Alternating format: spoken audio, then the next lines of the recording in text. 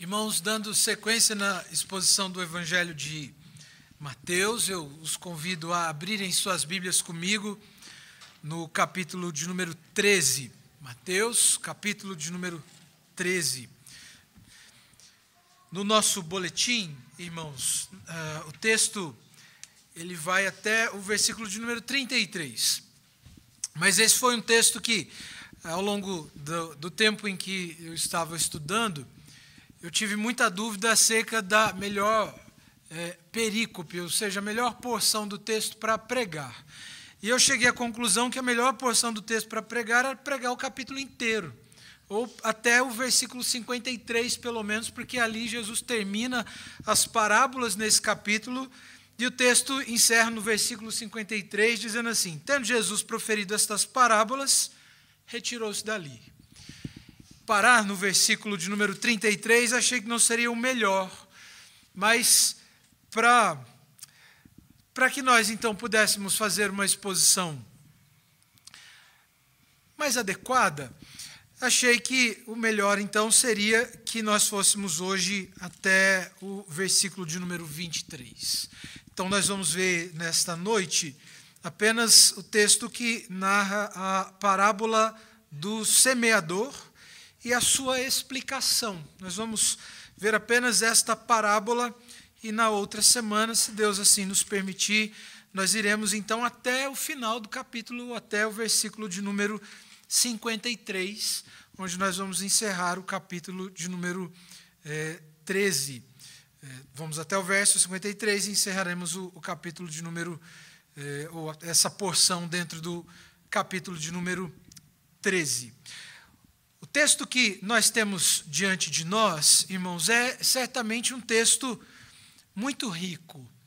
E muito provavelmente você já ouviu esse texto, já leu muitas vezes, já estudou essa passagem muitas vezes, já ouviu muitos sermões a respeito dessa passagem, mas sempre é um texto muito enriquecedor e, óbvio, é a palavra de Deus. Então, independente de quantas vezes nós formos ouvir a exposição do texto das Sagradas Escrituras, certamente nós seremos profundamente edificados por essa palavra.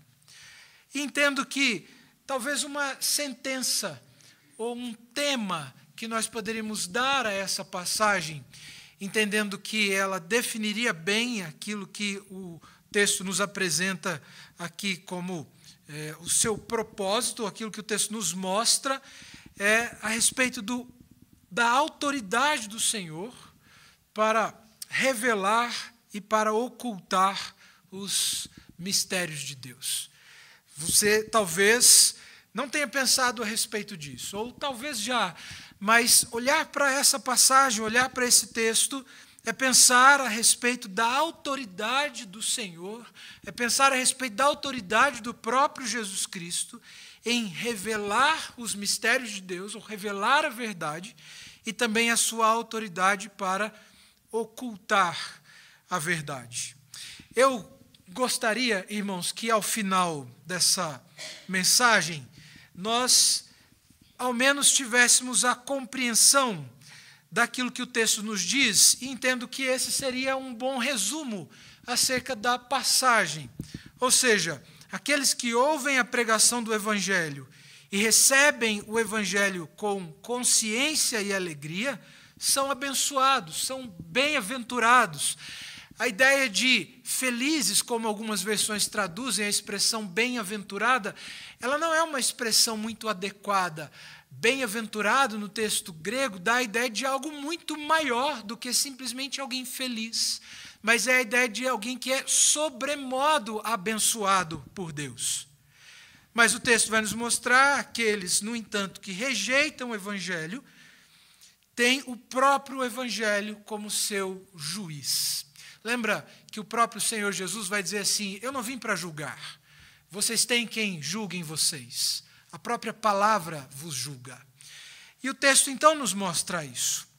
Se nós chegarmos ao final dessa passagem, então, irmãos, pelo menos tendo essa consciência, ou aquilo que nós devemos esperar a partir da meditação desse texto, é uma disposição positiva em relação ao Evangelho. Ou seja, que nós possamos receber o Evangelho. E receber o Evangelho de uma forma completa, de uma forma plena, de uma forma que esse recebimento não se limite apenas à nossa consciência a respeito de verdades teológicas presentes no texto das Escrituras, mas um recebimento que resulta em submissão, que resulta em sujeição ao próprio Senhor da igreja, a Cristo Jesus. Esse texto, então, irmãos, ele vai nos mostrar aqui 3 momentos que eu gostaria de considerar com os irmãos, e o primeiro deles nós podemos considerar a partir do versículo 1 até o verso de número 9, onde a passagem nos fala a respeito daqueles que têm ouvidos, ou quem tem ouvidos para ouvir, ouça. É muito importante nós considerarmos o contexto da passagem para nós entendermos aquilo que Jesus está dizendo aqui. Se você conhece o Evangelho de Mateus, se você tem participado conosco dos cultos aos domingos e participado da sequência da exposição do Evangelho, você viu que o capítulo de número 12, ele narra ali uma crescente de hostilidade e de oposição a Jesus.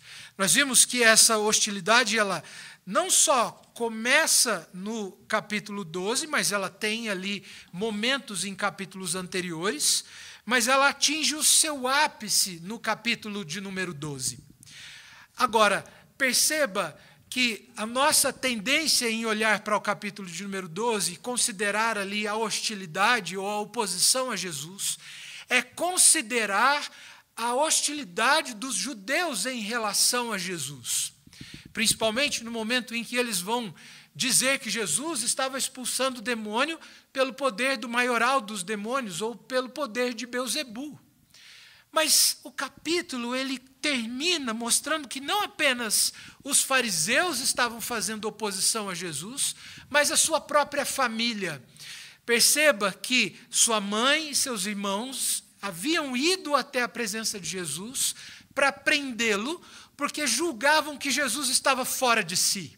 Alguns comentaristas chegam a dizer que talvez eles comungassem da opinião dos fariseus em relação a Jesus, ou seja, está possesso, vamos lá resgatar ele.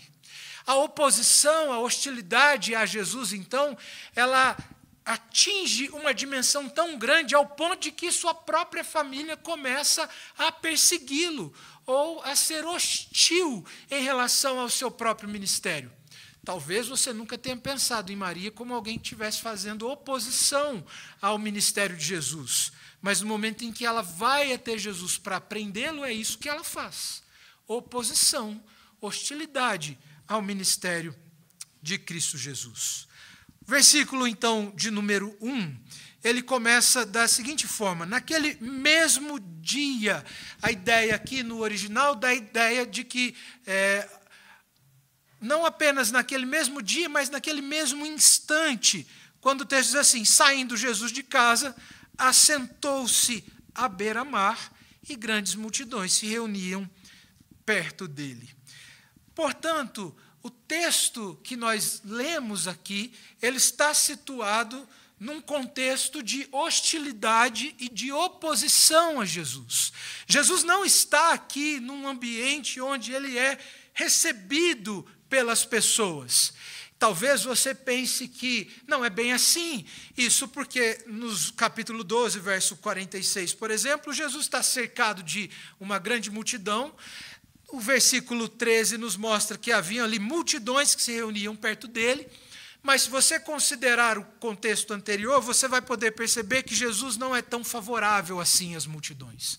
Se você olhar, por exemplo, o que o capítulo 11 nos diz no verso 16 até o verso 19, o texto vai nos mostrar aqui que Jesus tem uma ideia das multidões, ou uma ideia daquela geração, como sendo de pessoas completamente inconstantes, que não sabem o que querem, elas não têm certeza de nada. Olha o que o texto diz: mas a quem hei de comparar esta geração? É semelhante a meninos que, sentados nas praças, gritam aos companheiros: nós vos tocamos flauta e não dançastes, entoamos lamentações e não pranteastes. Veio João, que não comia nem bebia, e diziam, tem demônio. Veio o Filho do Homem, que come e bebe, e dizem, eis aí um glutão, bebedor de vinho, amigo de publicanos e pecadores. Pessoas que não estavam satisfeitas com nada. Nada satisfazia os desejos do seu coração. Homens e mulheres inconstantes. Essa era a característica da multidão que estava sempre em volta de Jesus, cercando Jesus. Capítulo 12 ainda nos mostra algo acerca desses. No versículo de número 39, quando a passagem faz aqui referência ao momento em que os fariseus e escribas se aproximam de Jesus e vão pedir um sinal. Eles não estavam satisfeitos com o que Jesus já havia feito. Ele já havia feito muita coisa, mas agora eles ainda querem algo mais. E eles então vão dizer assim, então nos dá um sinal. E aí Jesus vai dizer assim, uma geração má e adúltera pede um sinal, mas nenhum sinal lhe será dado. Portanto, quando nós olhamos as multidões, nós precisamos entender que nessa passagem, principalmente quando consideramos o contexto, não há aqui um favorecimento às multidões da parte de Jesus. Muito pelo contrário. Principalmente quando nós olharmos a sequência da passagem, onde o texto vai nos dizer que os mistérios do reino dos céus é ocultado destes homens, não lhes é revelado, eles não recebem o esclarecimento acerca das coisas do reino de Deus. Portanto, Jesus não é favorável a esses que estão ao seu redor. Quando nós consideramos o contexto, nós podemos perceber que o motivo da maneira com que Jesus se porta em relação às multidões é justamente o fato de que eles eram resistentes ao próprio Jesus. O capítulo anterior nos mostra, eles eram hostis a Cristo, eles haviam rejeitado a mensagem de Jesus. Mas mesmo assim, o que nós vemos é que Jesus, de maneira muito comum ou semelhante àquilo que ele fazia no decorrer e no exercício do seu ministério, ele se assenta agora à beira-mar e ele começa a ensinar. O texto nos diz aqui que ele vai para um barco, ele vai se assentar, isso por causa da multidão, e isso mostra aqui que Jesus ele está cumprindo com aquela tônica do seu ministério. Jesus está ensinando. Esse sempre foi o ponto forte do ministério de Jesus. A ênfase do ministério de Jesus sempre foi ensinar, sempre foi anunciar. A ênfase do ministério de Jesus era a pregação do evangelho, do reino de Deus, uma pregação que chamava os homens ao arrependimento, a uma mudança de vida e à sujeição a ele como Senhor do reino que ele veio inaugurar. Essa era a ênfase do ministério de Jesus. Portanto, o que nós vemos aqui é que ele começa, então, a ensinar. E aí o texto nos mostra que Jesus passa a ensinar de uma maneira que também lhe era muito comum, que era com parábolas, que eram uma espécie de histórias, como histórias que Jesus contava.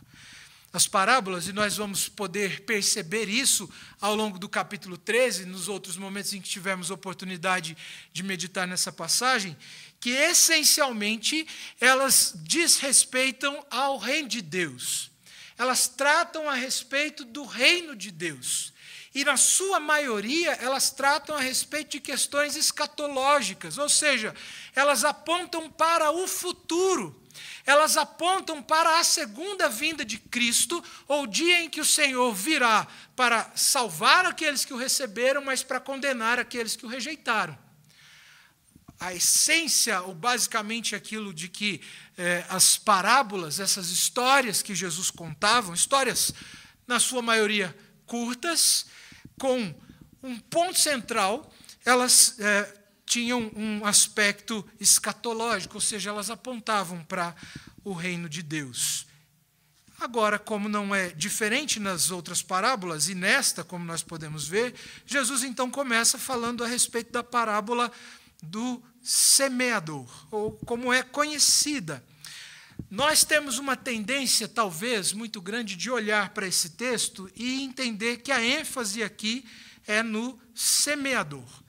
e talvez algumas aplicações que nós pudéssemos fazer dessa passagem, elas até não seriam erradas, como que heresias, mas não seriam a ênfase da passagem. Como, por exemplo, dizer que o trabalho do pregador ele vai encontrar sucesso e fracasso. Talvez você já tenha ouvido alguma pregação nesse texto, onde a ênfase foi essa. Pregue a palavra, porque no final alguns vão rejeitar, mas vai ter aquele que vai receber.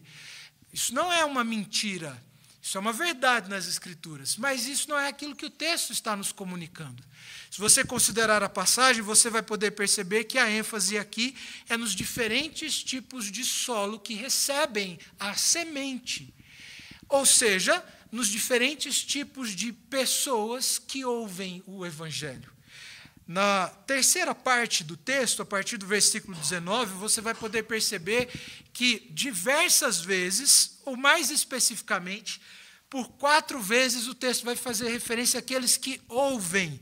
Versículo 19 diz os que ouvem, o versículo 20 diz o que ouve, o verso 22 diz o que ouve a palavra, e o versículo de número 23 diz é o que ouve a palavra. Portanto, a ênfase aqui não diz respeito ao trabalho do pregador. Talvez você pudesse olhar para a passagem e dizer assim, o semeador aqui é Jesus. A gente fica tentado a fazer esse tipo de alegoria. Mas a gente tem uma parábola logo em seguida que vai falar a respeito de Jesus como sendo o Senhor que vai e planta semente, que é justamente a parábola do joio. Mas aqui a ênfase está nos diferentes tipos de solo que recebem a semente, que não é outra coisa senão o próprio Evangelho. O versículo de número 9, ele encerra trazendo aqui uma espécie de advertência, quando a passagem diz assim, quem tem ouvidos para ouvir, ouça. Dom Carson, comentando essa passagem, ele vai dizer que essa é uma advertência para que se tenha cuidado na interpretação da passagem. Talvez Jesus tenha feito essa asseveração aqui, justamente porque ele não daria qualquer tipo de explicação da parábola às multidões, mas apenas aos seus discípulos posteriormente. Mas o fato é de que o texto ele encerra aqui com uma advertência. Quem tem ouvidos para ouvir, ouça. Quem tem ouvidos para ouvir a palavra. Quem tem ouvidos para ouvir o Evangelho. Jesus está chamando a atenção daquelas pessoas para o Evangelho e para a responsabilidade delas de se posicionarem diante do Evangelho. Não é apenas aqui uma questão de zelo em relação à interpretação, mas aqui uma questão de zelo em relação à maneira com que se recebe ou não aquela palavra. Portanto, quem tem ouvidos para ouvir, ouça, esteja atento, receba, esteja atento à mensagem do Evangelho. E aí, logo em seguida, então, no segundo ponto, o texto vai nos mostrar que bem-aventurados são aqueles que ouvem. Nós podemos perceber essa progressão do argumento de Jesus nesse texto. No primeiro texto, depois de proferir a parábola, ele diz, quem tem ouvidos para ouvir, ouça. E agora, a partir do momento em que ele vai responder a pergunta dos seus discípulos, nós podemos perceber que ele tem aqui como foco também que bem-aventurado é aquele que ouve a palavra do Senhor. Bem-aventurado é aquele que ouve o Evangelho. Bem-aventurado é aquele que recebe a Cristo como seu Senhor. Agora, a pergunta dos discípulos, ela demonstra para nós que eles também não haviam entendido.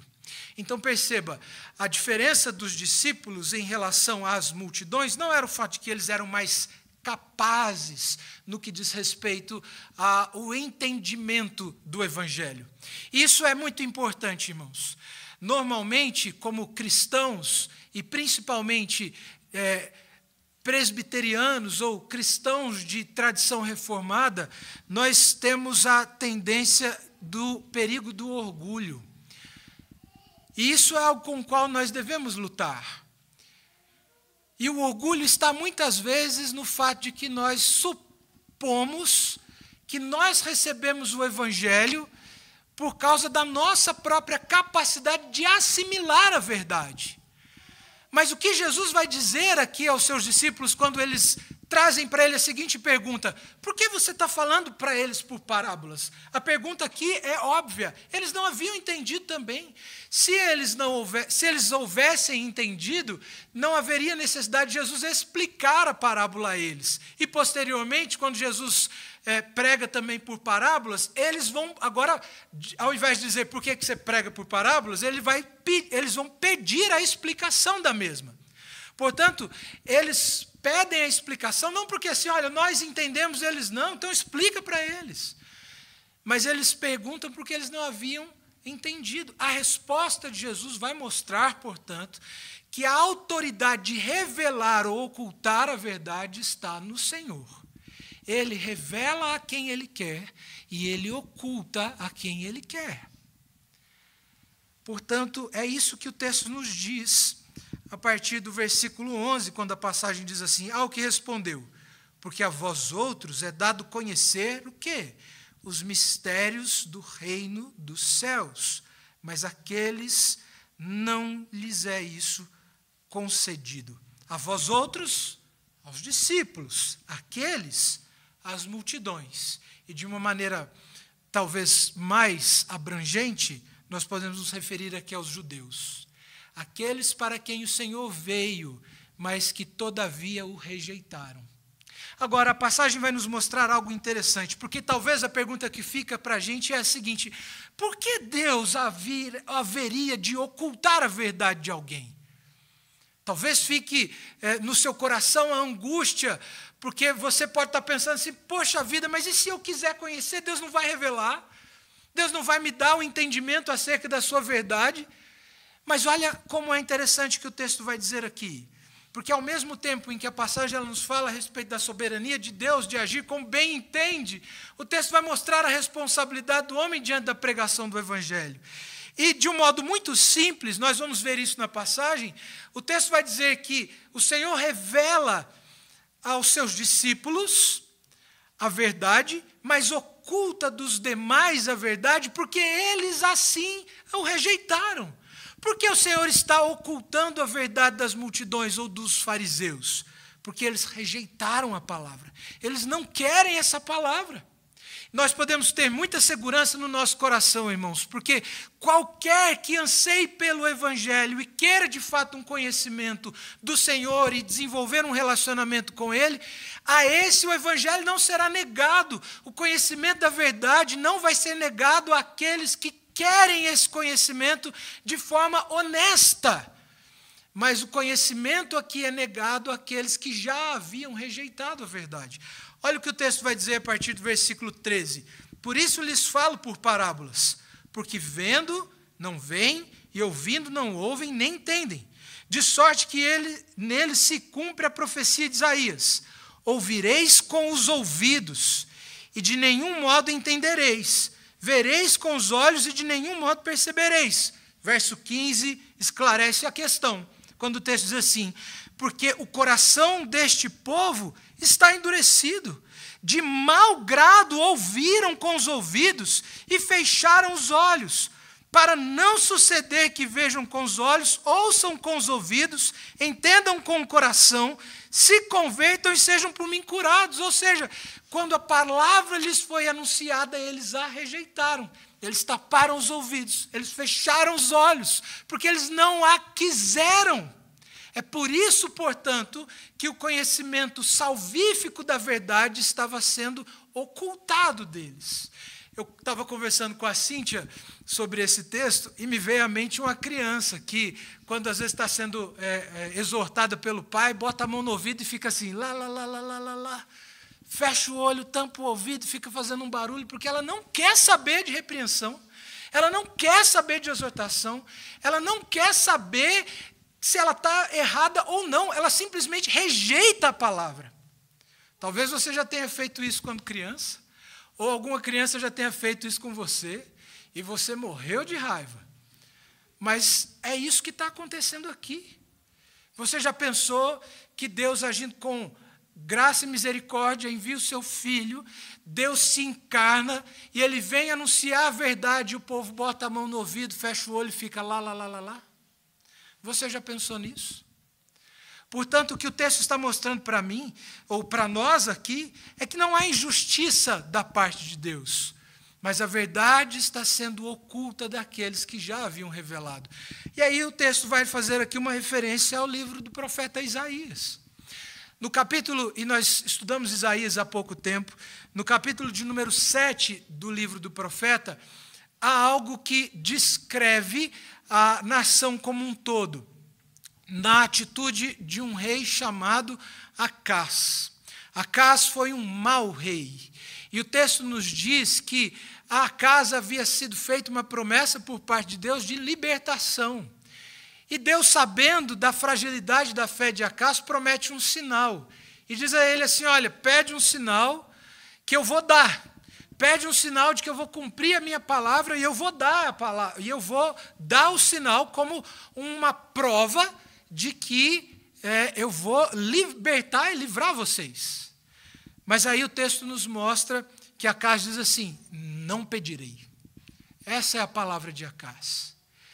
Aparentemente de uma forma piedosa, porque ele vai dizer assim, não tentarei ao Senhor. Mas Acás prefere confiar no rei da Síria do que no rei do reino. Portanto, quando o Senhor envia Isaías para pregar o evangelho, para endurecer o coração daquelas pessoas, na verdade o coração daqueles homens já estava duro. A pregação do evangelho seria contra eles apenas um testemunho da dureza e da incredulidade do seu coração. E eu quero chamar a atenção dos irmãos para essa verdade, porque isso se aplica a nós. Quando nós ouvimos o evangelho, irmãos, nós temos diante de nós uma palavra que liberta, que salva, que perdoa os pecados, que transforma a vida dos homens, que muda a nossa realidade. Mas nós temos também uma palavra que nos condena, que nos sentencia. Portanto, aquele que tem ouvido para ouvir, ouça. Porque a palavra do evangelho nos chama a uma resposta. Mas aqueles que rejeitam a palavra serão pela própria palavra condenados, julgados, sentenciados. Esse é o evangelho, irmãos. Esse é o evangelho. Mas o texto vai nos mostrar aqui, quando o Senhor Jesus vai dizer a partir do versículo 16, bem-aventurados, porém, os vossos olhos, e agora ele está falando dos discípulos, porque veem, e os vossos ouvidos, porque ouvem. Pois em verdade vos digo, muitos profetas e justos desejaram ver o que vedes e não viram, e ouvir o que ouvis e não ouviram. Atendei vós, pois, a parábola do semeador. Então o texto vai nos mostrar aqui que bem-aventurados são aqueles que agora ouvem. Aqueles que ouvem e recebem o evangelho. Porque a esses está sendo revelado o que era oculto aos profetas do Antigo Testamento. Nós vimos isso quando vimos, por exemplo, a respeito da vida de João Batista, que vai perguntar para Jesus, és tu mesmo que haveria de vir ou nós temos que esperar outro?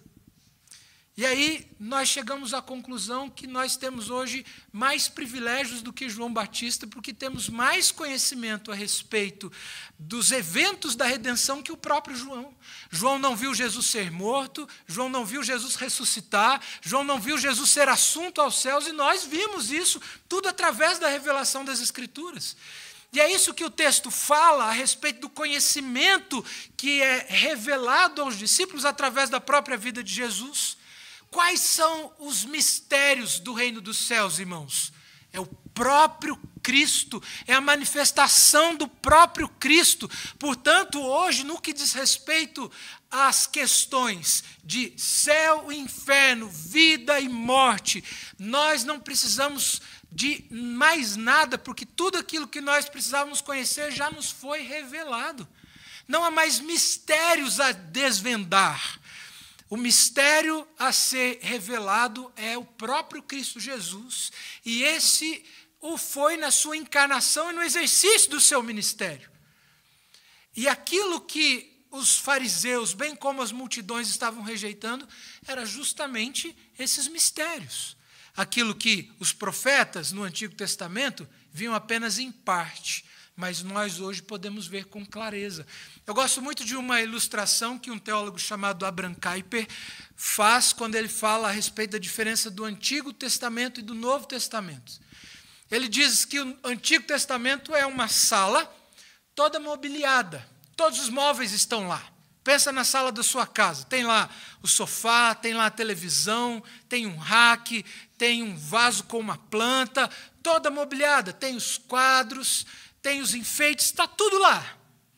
Mas a luz está apagada, você não pode ver, mas você pode sentir, como que tateando você pode perceber que essas coisas estão ali.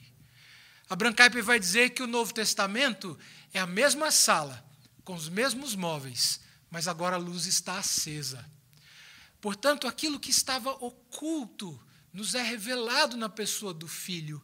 E bem-aventurados são, portanto, aqueles que recebem. Bem-aventurados são aqueles que recebem a palavra do Senhor, aqueles que recebem o Evangelho de Cristo Jesus. Mas o texto ele vai nos falar, então, a respeito destes, ou a respeito daqueles que ouvem a palavra. A pergunta é, quem são esses? Quem são aqueles que ouvem? E aí, é claro, como já mencionei, o texto vai nos falar a respeito de diferentes tipos de pessoas. E há muitas pessoas que ouvem. Em certo sentido, todas ouvem. É claro que nós não estamos considerando, a princípio, aqueles que não têm acesso à pregação, mas mesmo esses ouvem porque a Bíblia diz que a revelação natural testifica a respeito da existência de Deus. Então, todos ouvem, em algum sentido todos ouvem. Principalmente quando nós falamos a respeito daqueles que são alvos da evangelização, que sentam nos bancos das igrejas, domingo após domingo, todos ouvem. Mas a passagem vai nos mostrar aqui que há uma diferença. E a diferença está na maneira com que nós reagimos à palavra. A diferença está na maneira com que nós nos portamos diante da palavra. E aí o texto vai nos mostrar aqui alguns tipos de pessoas. E aqui o Senhor Jesus vai explicar a parábola. Quando ele vai dizer a respeito do primeiro solo, quando ele diz assim, a todos os que ouvem a palavra do reino e não a compreendem, vem o maligno e a arrebata. E arrebata o que lhes foi semeado no coração. Este é o que foi semeado à beira do caminho.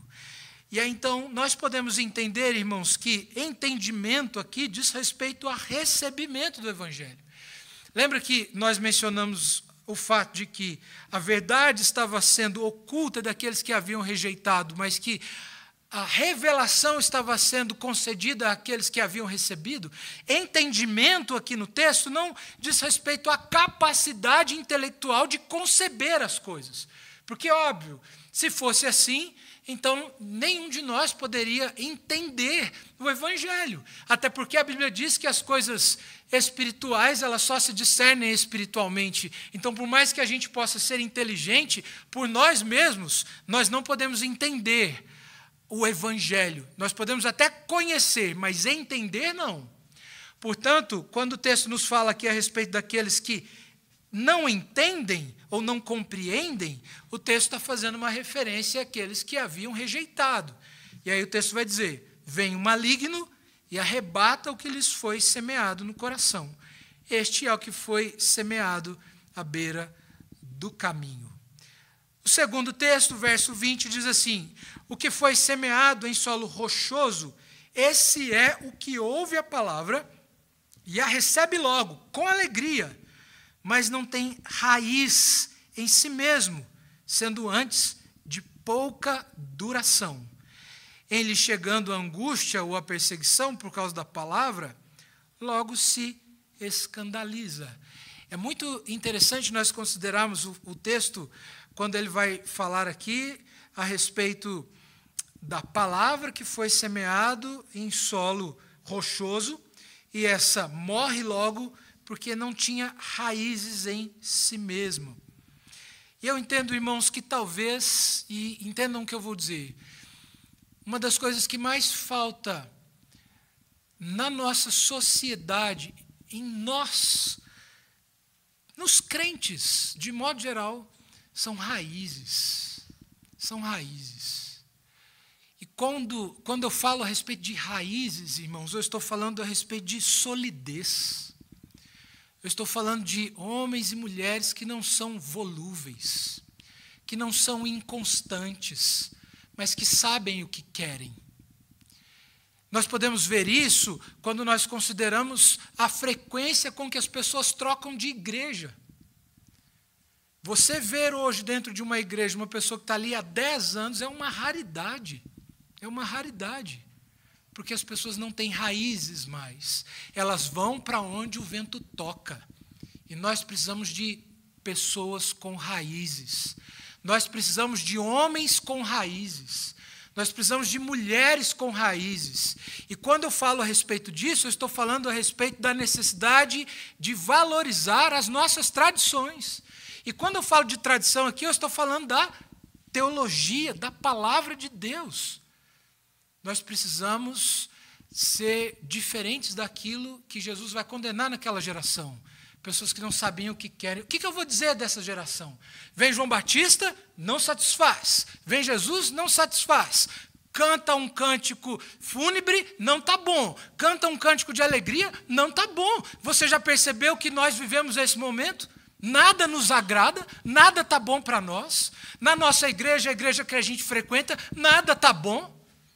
Eu vou trocar de igreja. Não gosto daqui mais. E aí eu vou para outro, vou atrás de um outro movimento. Daqui a pouco aquilo já esfria, eu vou para outro. Nós precisamos de raízes, irmãos. E aí o texto vai nos mostrar aqui algo mais importante ainda. Quando o texto vai falar, e chegando à angústia ou à perseguição por causa da palavra, logo se escandaliza. O texto nos mostra algo que nós temos inclusive aprendido no que diz respeito ao discipulado.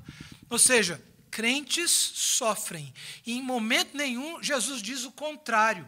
A vida cristã ela é permeada por sofrimentos. A vida cristã ela é permeada por dificuldades. Se tem algo que como crentes nós precisamos saber, para que a gente não se escandalize, como o texto diz, é que nós vamos sofrer. E nós precisamos das raízes para que quando as dificuldades vierem, ela não nos arranque, ela não nos destrua, mas nós possamos permanecer estáveis. Portanto, o texto vai nos mostrar aqui, fazendo uma referência àqueles que às vezes recebem até com entusiasmo, mas que não se preocupam em se aprofundar no conhecimento da palavra ou da verdade. Lembra que num determinado momento, Jesus vai dizer a um homem que se aproxima dele e diz assim, eu quero ser seu discípulo. E aí Jesus vai dizer assim, o filho do homem não tem onde reclinar a cabeça.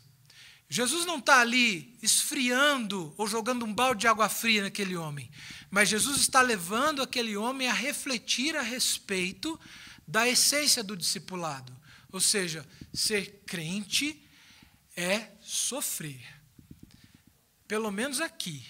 Porque nós temos a convicção de que aquilo que nos está reservado como glória está reservado nas regiões celestiais em Cristo Jesus. Mas até lá, irmãos, a nossa vida é como a caminhada do povo hebreu no deserto. É cheia de percalços, é cheia de dificuldades. Nós vamos passar por lutas, nós vamos passar por dificuldades. Não se engane, você vai sofrer. E aí, então, o texto está nos mostrando aqui a respeito daqueles que não consideram isso, mas quando vem a dificuldade, ou até mesmo a perseguição por causa do Evangelho de Cristo Jesus, esses abandonam o Evangelho.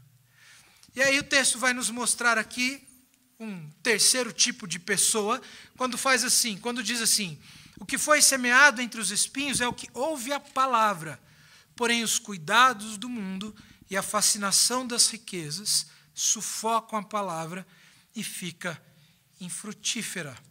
O texto está falando a respeito daqueles que amam mais o mundo do que a Deus, daqueles que ouvem a palavra, mas preferem o seu próprio pecado, daqueles que ouvem a palavra, mas preferem continuar na pornografia, que preferem continuar na leviandade, que, como péssimos maridos, preferem continuar sendo péssimos maridos, do que, como péssimas esposas, preferem continuar sendo péssimas esposas, do que, como péssimos funcionários, preferem continuar sendo péssimos funcionários, do que, como indivíduos orgulhosos e ensimesmados, preferem continuar pensando de si essas mesmas coisas, do que receber o Evangelho de Cristo Jesus.